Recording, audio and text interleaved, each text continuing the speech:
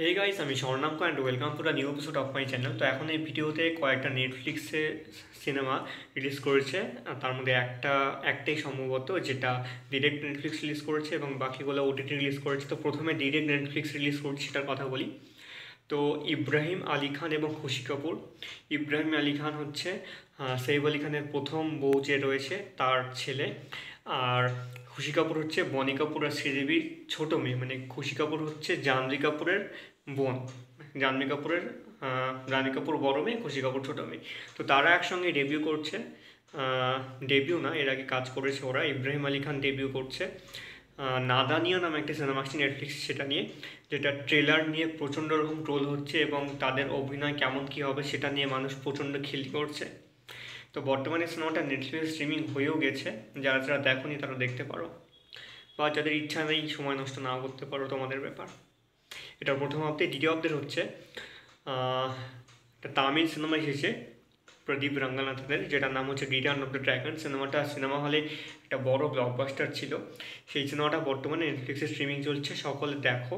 এবং এই সিনেমাটায় একজন হিরোইন রয়েছে যার নাম আমার এই মুহূর্তে ঠিক মনে পড়ছে না, কায়া ডু এরকম কিছু একটা নাম, যার সাথে মমিতা বাইজু রয়েছে, মানে ছিল, হ্যাঁ ছিল মানে আছে বলা যায়।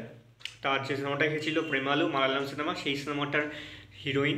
তার সঙ্গে মুখের এত মিল যে তাদের দুজনকে পুরো কম্পারিজন চলছে নেট দুনিয়ায়।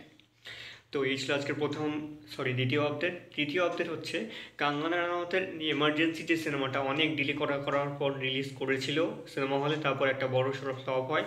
সেই সিনেমাটা বর্তমানে নেটফ্লিক্সে স্ট্রিমিং চলছে, যারা দেখতে চাও অবশ্যই দেখো।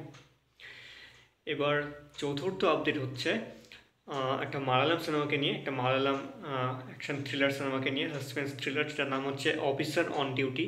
এই সিনেমাটা সিনেমা হলে বড়সড় ব্লকবাস্টার হয়েছে। মালায়ালাম সিনেমা আসেই বেশিরভাগ ব্লকবাস্টার হতে, তবে বেশ কিছু সিনেমা আছে যেগুলো ব্লকবাস্টার হয় না, সেগুলো আড়ালে থেকে যায় এখন, সেগুলো আমার চোখে পড়ে না, নর্মালি খুঁজে খুঁজে দেখতে হয়। তো বেশ কিছু যেগুলো সিনেমা নেটফ্লিক্সে বা অন্যান্য প্ল্যাটফর্মে আসে, মালায়ালাম সিনেমা নর্মালি নেটফ্লিক্সে খুব পপুলারগুলো আসে, যেগুলো আনপপুলার, যেগুলো অত মানে পপুলার হয় না, সেগুলো আসে নর্মালি হচ্ছে সোনি লিভে। তো নেটফ্লিক্সে সিনেমাটা এসে গেছে বর্তমানে, সকল দেখো। সিনেমাটায় রয়েছে কুঞ্চে কোবোপান এবং ঐশ্বরিয়া রাজ, এবং তারা দুজনে কিন্তু বিশাল ভালো কাজ করেছে। তো সকলেই সিনেমাটা আমি রিকমেন্ড করবো দেখার জন্য।